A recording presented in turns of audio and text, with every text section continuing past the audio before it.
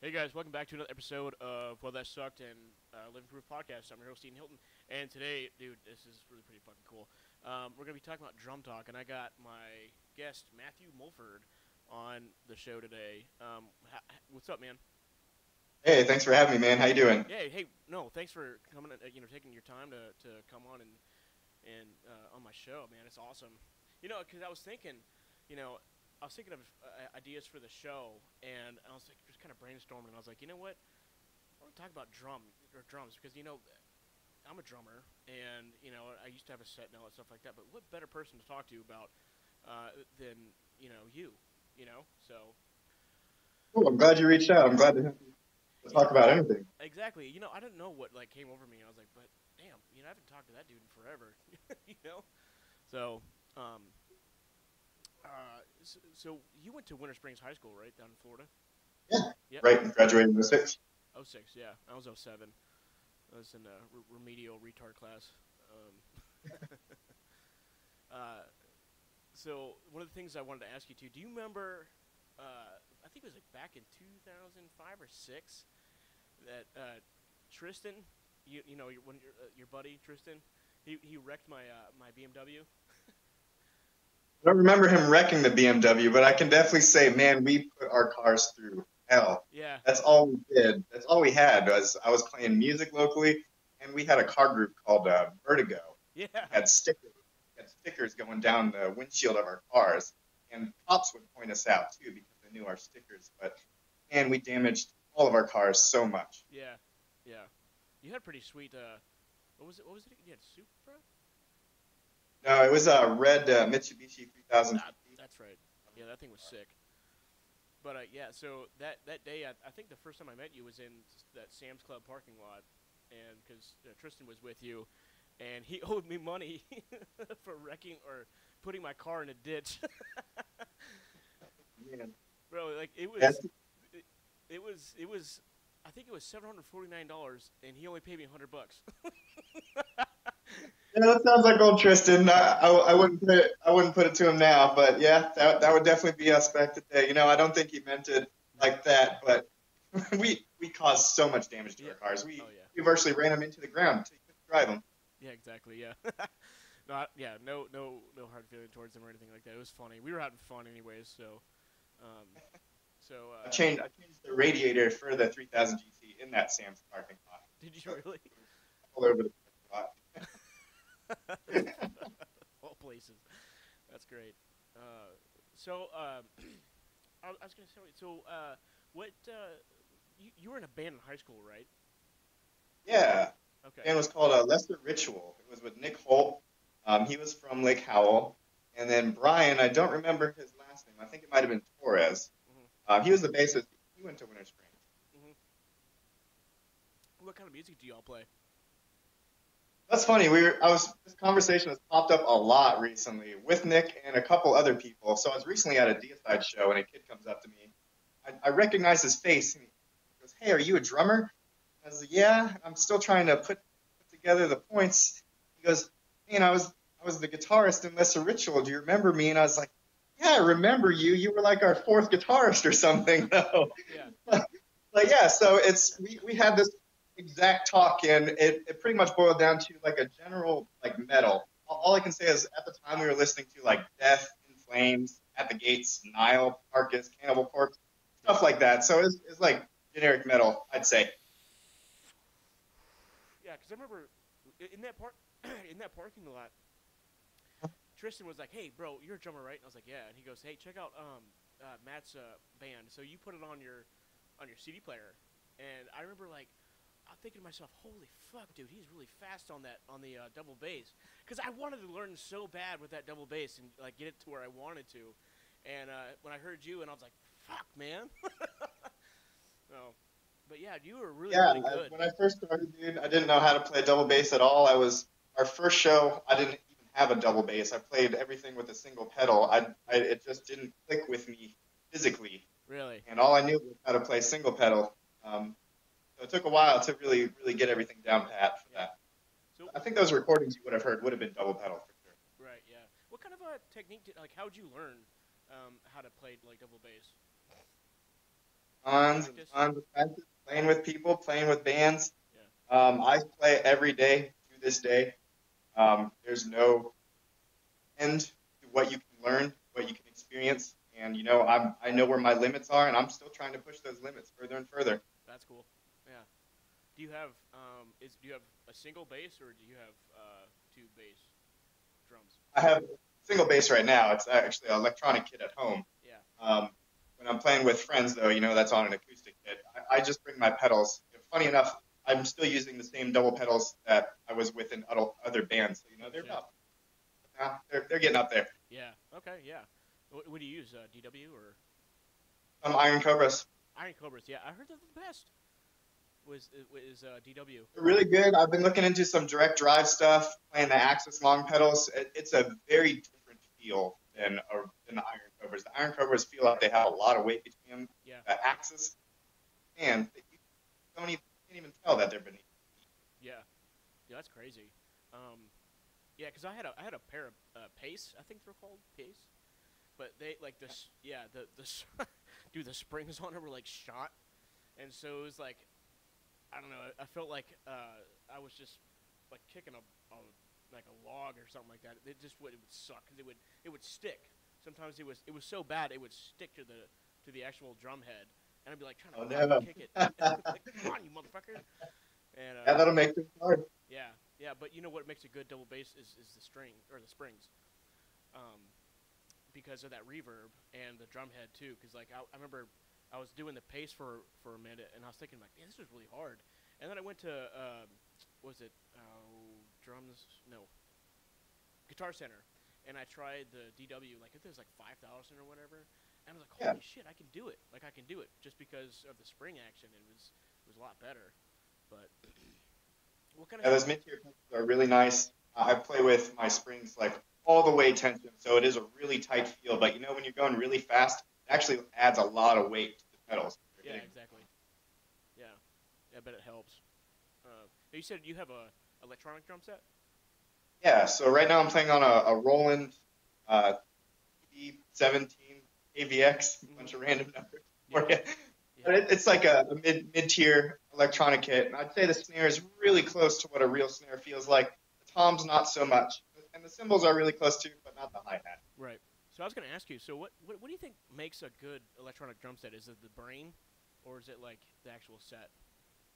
No, the brain is one thing. Yeah, you're gonna get different, better sounds out of a better brain for sure. Yeah, But drums are all about feel, and a lot of the response that electronic drums give not correlate with how a real acoustic. right. It's really hard to find that balance. Yeah, I think with what I've purchased, I did tons of research. I think it got really close to what it was, but it's still just not there. I've played on other higher end sets, and it does get closer, but I yeah, don't think there's equivalent. There's no equivalent. right, right. Yeah. Um, I so when I used to play for some different churches, I would play an electronic drum set, and a lot of them sucked.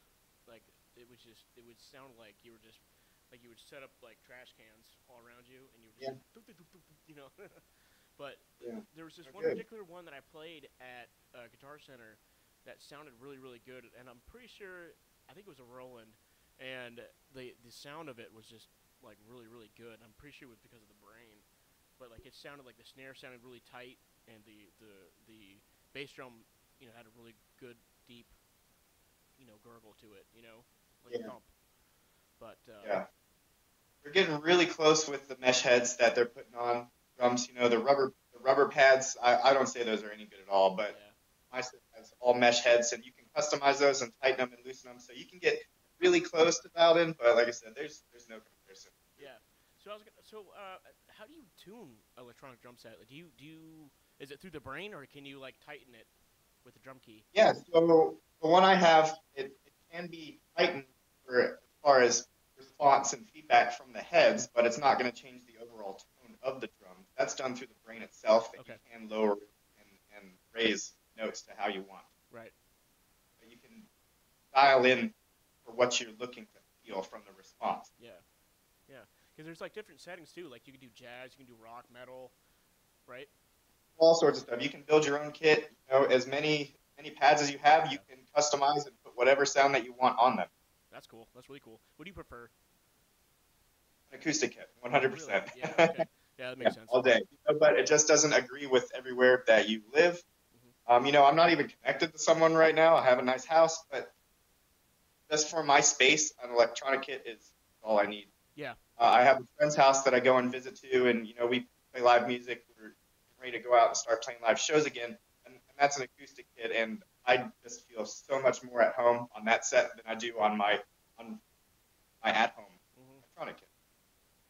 Oh yeah. So you're in a band, right? Yeah, Okay. don't really have a name right now. We're just starting out. It's with some heavy hitters in the local scene here. Right. So we'll be getting back into the local Orlando scene, starting to play live shows.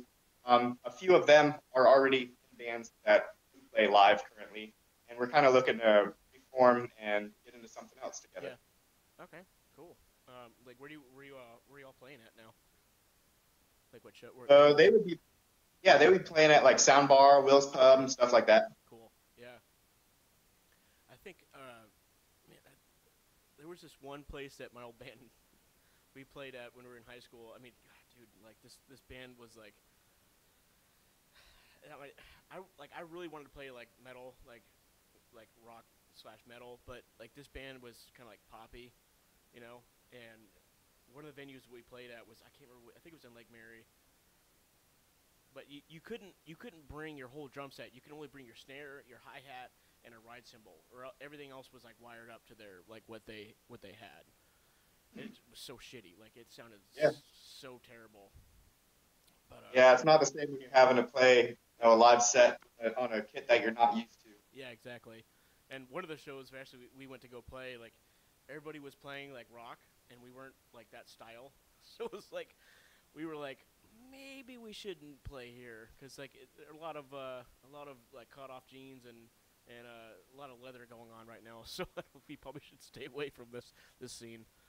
But um, yeah, so I heard your track that you sent me, man. That sounds really good. Are you gonna try to find a singer? Yeah, I've posted online about a vocalist. I've talked to some people. I have interest, and I just haven't found the sound that I'm looking for it yet. But what you heard, everything was by myself out of this Oh, house. okay. Do you play guitar too? Yep, Awesome. I've played guitar. I've started on bass Yeah. in fifth grade, and then I moved over to guitar and drums on sixth grade. Yeah. Yeah. Been doing those for quite some time. You know, it's funny though, because it's funny that you say you started with bass, is because technically a bass instrument is percussion. So Yeah. it's like most drummers start with drumming and then they progress to bass, which I did because I have a shitty Squire over here that I've had for over 10 years. And then eventually I moved on to my Jackson, the slime green one I have over here by my Marshall. Um, I'm not great, but I mean I could carry a tune. That's about it.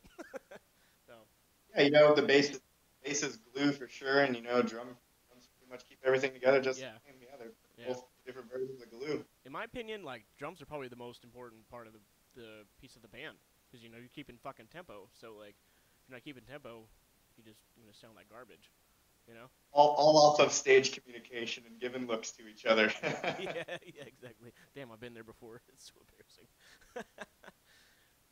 So you said you're living in Castleberry now? Actually, Altamont, Altamont. really Okay. close to like Wekiva Spring, like Wekiva area. Mm, okay. What do you do for?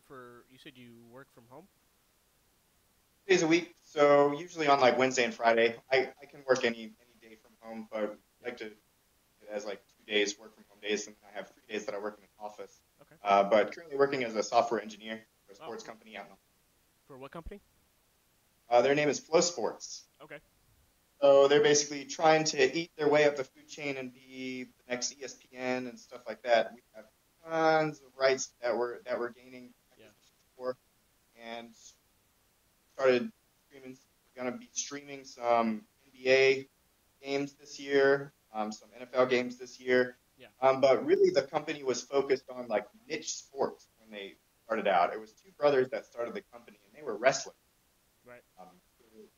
The company basically started covering wrestling just across the United States, and these Right. brothers would drive to anything that they could Yeah. to get more wrestling coverage. Huh. Well, the company was grown and grown and grown, and they kind of liked the niche idea.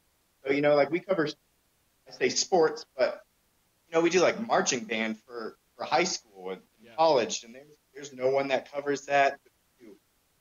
Basically, everything college and below. That's what the company has focused on for a very long time, Okay. and we have gotten a very strong foothold within that area. Hmm. Now we want our sights are higher. Okay. And it's based out of Orlando. No, the company is based out of Austin, Texas. Oh, okay. Wow. So. They have about 280 employees. I'm just on the engineering team, so I think there's about 30 of us. Oh, wow. Okay. So yeah, so they're slowly advancing and getting to like NBA sports and all that stuff, like uh, more of like mainstream kind of sports. Right. Okay, that's awesome. That's really cool. I'm assuming you like it. Yeah, I love it. Yeah. No, it was focused. The company was focused on like different mediums for delivering information. Like Yeah. they would do videos, interviews, articles, and it worked for us. But what we found, what really worked for the company was live streaming. So we have really dedicated a lot of time and resources to live Okay. streaming.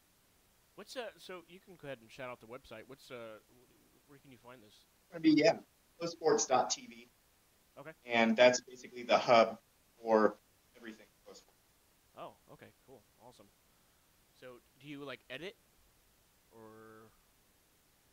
Yeah, so my day to day is I'm on the live streaming group, and I build, well, a designer designs all of the graphics and scoreboards. So when you're watching like a basketball game and you're watching the scoreboard increase points and timeouts decreasing from it and stuff, Yeah. I do all the programming for that as well as build the scoreboard. And then we have an application called Scorecard Mm-hmm. that we have people that are running these events that they can run off a cell phone or a laptop or a tablet or anything. And Right. the Scorecard will run, and it will power graphics during the live stream. Yeah. So we have people that are, as someone scores, they can push a button and increase the score on the scoreboard that you're watching live. Wow. Okay, that's awesome. I, I, That's really cool. What was that? Sorry. I program both of those sides. Gotcha. Okay. That seems hard. It seems like I couldn't do that. The But glory about being the programmer is I don't have to know a lot about the sports. We have subject matter experts that pretty much type up a document right. that I can read and reference to, and every single little nuance that the sport needs to have, I know is in the document. Yeah. That's really cool. That sounds an awesome job, man. So going back to drumming, sorry, we kind of digressed here a little bit. Yeah. So how do you? Okay, sorry, I asked you how to you tune your snare and your stuff like that. To record, do you record with your electronic drum set? I record both acoustic and electronic sets. Okay. Right now would just be my electronic. Okay. And you do it everything, like you do everything, recording, setting up everything. What kind of software do you use? So currently I'm using Ableton, Okay. but I have just dabbled in a lot of different genres, and I found Ableton worked best for me. I've used Pro Tools, I've used Logic, I've had internships and jobs at recording studios that primarily run off of Pro Tools and Logic. Yeah. And they're great programs. They do cost a lot of money. I wouldn't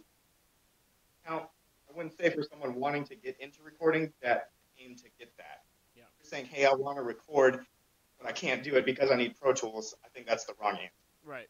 Right. Yeah, because what you sent me sounded really, really good. Are you using Mac or using PC for this? So yeah, Ableton would be on Windows, but it does have a Mac license that you can download for it as well. Okay, gotcha. Yeah, because I got to look that up. Ableton. Yeah, I'm gonna look that up. I have a bunch of microphones that I a can. big thing to look into too when looking into getting into recording and DAW software would be like a student discount. If you're a student, if you have a student ID, or even if you're not a student, you still have a student ID. Right. You get major discount every single one of these. Right. Hold on. My dog's doing ape shit real quick. Really perfect timing.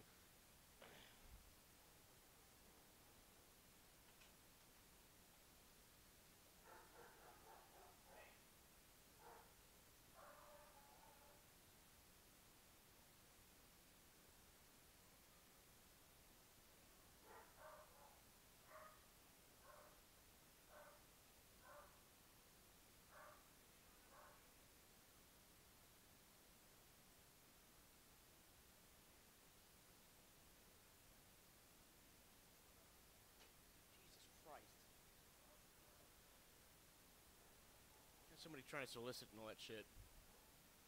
Like, seriously? Of all times. He's just sitting there, like, looking through the fucking window, like, staring at my dogs. Anyways, so, God, what were we talking about? Recording in DAW software. That's right. Okay, cool. Um, and that was for PC. So so if you, when you're recording acoustic, what set do you have to record with? What type of set? Currently, it's a Pearl Export, like a entry level drum set. I do love it though. Yes, I love Pearl level drum sets. That's awesome. Yeah, so when I've been working at other recording studios and stuff, they always have like a house kit, and actually a lot of those have been like Ama Star Maples, which are very expensive. Something I couldn't bring at home. Right. There's no like sound comparison that I can say that you gain out of those from recording. Like they're amazing. But to get the job done, I love the Pearl Exports. Great level. So is that the top of the line? Because I know there's a Pearl Forum, and then there's I can't remember the other one. Because I had a Pearl Forum, and I loved it. It was like a matte black, or matte white and black trimming, and it sounded great. I didn't even know that Pearl made their own heads, like their drum heads. Yeah. And they sound awesome. What type of heads do you use on your Pearl? Always enjoyed Remos a lot, and normally they'll have that like pinstripe around. I've had without pinstripe and with the pinstripe. Currently, I have ones without pinstripe. I do enjoy those a ton, but Remo seems to be where I've always been. Yeah, absolutely. What about for your snare? Same Remo? Yep. Okay. Even on bass too, everything Remo. Hell yeah. Okay. The symbol's Zildjian. I've done Zildjian. I've played Pasty. I've played, the K Customs. Those are Zildjian as well. Yeah. Yeah, pretty much Zildjian and Pasty. Yeah. So when Zildjian came out with the Crash Ride, dude, I was all about it because it's just like hitting the ride, but it was more of a crash sounding, And I remember I just sold it recently. I was kind of pissed off, but it was a Zildjian Crash Ride, and it was one of my favorite cymbals to play with. And so with hi hats, I've been kind of tinkering with different hi hats too. One I was looking at, what's that hi hat with the big K on it? Is that Pasty? That's not Pasty, is it? I mean, K could be Zildjian, like a K Custom. Yeah. Oh, I think that's about right. Yeah. But it sounds so crisp when you when you play it and stuff. Yeah, those are also top of line, so yeah, exactly. Can't really get much worse. Right. Yeah. So how many concerts have you played, like shows? Concerts? Man, I don't even know how many. I toured really heavily from 2009 to 2012. Wow. And at the time I was working at Pizza Hut. It was the only place that I could have a job and leave for tour for 4 months and then come back and be able to work for like another 2 or 3 months and then leave for tour for 3 or 4 months. That's awesome. And they were on board with it. My managers, they were really nice to me. We always have to plan that stuff out, so I had tons of notice. Mm-hmm. And it was just, hey, I'm going on tour. I'm not going to be here. These are the dates that I'm going. Yeah. Where'd you go? Tons. I'm turning around while looking. I have all my old tour passes here. Yeah. These awesome. That's awesome. But just off of this one tour, we got Tampa, Florida, Pearson, Georgia, Greenville, South Carolina, Raleigh, North Carolina, Richmond, Virginia, Baltimore, Maryland, Philadelphia, Trenton, New Jersey, New York, Hartford, Connecticut, Boston, Massachusetts, Syracuse, Cleveland, Ohio. Wow. I mean, I feel like I've been to almost every state other than like Washington and Dakota. Wow, dude, that's crazy. Would y'all just like rent a bus and say, fuck it, we're going for it? No, we actually had a 15-passenger van that we all invested into. So we had a 15-passenger van for all of us to get into, and we dragged a trailer behind us with all of our gear. Mm-hmm. So the van we customized. It was comfortable for us to be out on the road all the time. Right. And just the trailer had all the equipment, so we could all fit comfortably in there. There you go. That's awesome. How are the venues? Like, were they pretty decent? Like, size-wise? Metal, you're gonna play a lot of holes in the wall, and you're gonna have some venues that are pretty nice. I'd say it's a pretty fair split between holes in the walls and like venues with really nice stages and stuff. Right. Yeah. What was the biggest venue you played? Biggest venue I played would and favorite show that I've played would probably be the Masquerade in Georgia. Yeah. It was a huge band still go through there, and we got to play in hell. So when we played, it was sorry. a You got to play what? got to play in hell. Oh. Yeah, that's what the stage was called. So the venue itself, it's a large venue, and it's basically three stories, a basement, and 2 floors. And the basement was a place called Purgatory. They would do like electronic genres and stuff like that. Yeah. And then they have Heaven, which was above that, Yeah. and above that was Hell. Huh. So we got to play in Hell, and below us in Heaven was a huge like pop punk tour. I had like Starting Line and all those old bands that were really big back when we were in high school. Right. And it was cool to be able to go down into Heaven and watch that, and then come up and play Hell for our show. What was really cool about this show for us was before we even got through the door, we had gotten paid our guarantee. We had unlimited food and drink that we were offered, Right. and had our own green room in the venue, apart from other bands that had a shared green room. I think there was like 3 or 4 other bands, but they were sharing a green room, and we had our own. It just felt like royalty. It was a very different experience from what we were used to. That's awesome. So yeah, that's really cool. If you try to explain that to a Catholic person that you played in those things, they would probably have a fucking heart attack. I'm saying, yeah, we played in hell. I think now there's 3 different buildings. I'm not 100% sure, Right. but it's still a very predominant venue. And Tons of huge acts. Yeah, exactly. And the thing too with Georgia, it's a big scene out of Atlanta with metal. Mastodon came out of Atlanta, and a whole lot of other metal bands that came out of Georgia. It's a big metal scene out there, so that's the best place to play, in my opinion. So that's awesome, though. I'm glad that you had that experience and stuff. Dude, because that was always my dream, was to tour and do that stuff, but I was just too fucking lazy. So. A lot of time investment now. It'd be great if we could work back up to it, because a job would be able to handle doing that. Yeah. It's a gigantic time investment. It's another full-time job on top of a full-time job. Yep. You're basically married to it. So, bro, I was looking at your Facebook page. So in middle school, you were in a jazz festival? You were in a jazz band? Right. Okay. Yeah. So when I started on bass in 5th grade, I was already playing what was called Orff instruments in elementary school, which would be like xylophone and stuff like that. And that's all they had to offer. Yeah. Do anything percussion-wise. So 6th grade, I knew I wanted to join band. I wanted to play drums. I always had this urge of wanting to play drums. And so I joined band and start on drums. But the fact of the matter is, playing drums in 6th grade, you get to rent a bell kit and you get a practice pad. So that's what you start on, a bell kit practice pad. So 7th grade is the first time that, in a school function, that you can have access to a drum set. Right. So 7th grade, I started on jazz band. I'm pretty sure my mom got me a drum set for that Christmas after I had started jazz band. Mm-hmm. The rest is history. I played in jazz band 7th, 8th, 9th, 10th, 11th grade. Yeah. And was always touring in metal stuff throughout that time as well. That's cool. Yeah, I was a band in 9th grade, and like, this didn't make sense, but we had 3 drum sets, like playing, like, yeah. And one of our songs we had to play was called Boogie Woogie. Fucking stupid. But because it was just weird. We were different because we played at Winter Springs too, during like football games and all that stuff like that.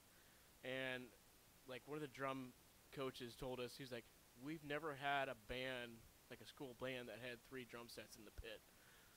And I was like, I'm the only one that's dedicated to doing this. You know, I'm the only one that wants to do it because all the other guys just fuck off and not do anything else. You know, so it's like, whatever. But that drum teacher trying to get me out of music class because he didn't like me too much. But Oh no. yeah, Well, yeah, I mean, I did the school band stuff like till 11th grade, and we got a new conductor in senior year, and I didn't like the guy, so I had stopped school band 100% senior yeah, year. yeah, yeah. It was boring too. You have to wait for all the like wins and all that stuff to practice first, and then you would be in there, but you would just be watching because you were in the pit, you know. So you'd just be in the background, just listening. And then when your time came up, it was so short, and they didn't really care. So they'd have a second class for the percussion. It was usually like at the end of school, like sixth period or whatever, and that's when we could actually like play. But our school was so poor that that they didn't have enough snare drums, like the I don't know what you call them, the really high A pitched. harness. Yeah, yeah, yeah. And so we would we had to play on the back of chairs. I It was so ghetto. mean, it is good practice. If you were asking, well, how do you build up to play that fast? And it's all about building chops and playing, That's true. and Yep. play on your pillow. Mhm. And pillow, I would say, is great because there is no rebound at all, and Exactly. you're going to have to use your muscles 100%. So that is a really good way to start like Mhm. building up your. Yep. Absolutely. Yeah. So what's the craziest thing that you ever seen when you were playing a show? Oh man, there's been a lot, but generally, and I love telling this to people too. One of my favorite things of sitting behind a drum set is I just lose focus of everything, and I am in that moment playing drums. Right. But sometimes I'll regain focus in the middle of like something really heavy, like we're playing a breakdown, and I'll just gain focus to the crowd, and people are just not literally, but murdering each other. And I always love looking up from the drum set, and people are just feeling what you're putting out, Right. and just the energy in the vicinity is just feels amazing. Yeah. Um, from I would say I'd see more crazy stuff of shows that I've been to versus what I've played. Yeah. I've seen teeth knocked out, noses broken, No arms shit. broken. Very recently at the Deicide show, though, Right. people are really nice to each other when they're in pits. If someone falls down, someone's going to try and pick you back up right away. Like Right. that's Yeah. the community helps each other out. Even, I would say violent community, but when push comes to shove, we're all taking care of each Okay. Yeah. That's cool. other. So at the Deicide show, they're really big pit, and some guy fell over, and right after that, some guy fell over on top of him, and this was right behind me, and I turn around, and a couple of people are lifting the first guy that fell down off the ground, and they're having to put his arms around their neck so they can lift him up off the ground, and the bottom half of his leg had broken, and Oh Jesus. it was just dangling, and we Oh. had to get him out. He had jeans, I couldn't see anything crazy, but it 100% snapped, was just dangling loose. Was it like below the knee? Yeah, below the knee. Jesus. Oh my God. Yeah, that was very recent, Yeah. like a Yeah. couple weeks ago. Really? Yep. Shit. Oh my God. Well, I mean, I kind of know how that feels. I got ran over by a car, so. But it wasn't. Yeah. It Well, wasn't dangling. no, yeah, that's awful. Yeah. Hey, man. Well, we're about 30 minutes in here, man. Thank you so much for coming on my show and and just talking about drum stuff and what we love talking about and what we live for. So, thanks for taking your time and coming on my show and just sharing your words of wisdom and all that shit, man. I really appreciate it. No problem. It was a pleasure. Thank you so much for having me. Yeah, man. It was awesome. Thank you so much. Later, dude. All right. Woo. Hello.